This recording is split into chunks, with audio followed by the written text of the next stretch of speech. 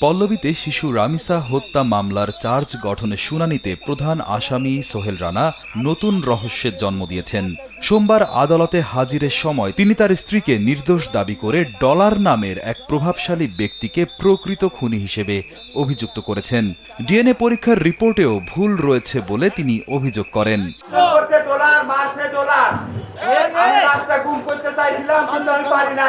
গত ২০ মে ঢাকার chief metropolitan magistrate আদালতে হাজির করা হলে প্রধান আসামি সোহেল রানা স্বেচ্ছায় অপরাধ স্বীকার করে জবানবন্দি দেন। স্যান্ডেলিনা সো, রূপচর্চায় আভিজাত্য। তখন এই রহস্যময় ডলারের কথা কিছুই বলেননি আসামি সোহেল। যদিও এই ডলার কে তা নিয়ে এখনো নিশ্চিত কোনো তথ্য পাওয়া যায়নি, ফলে মামলায় নতুন রহস্যের সৃষ্টি হয়েছে।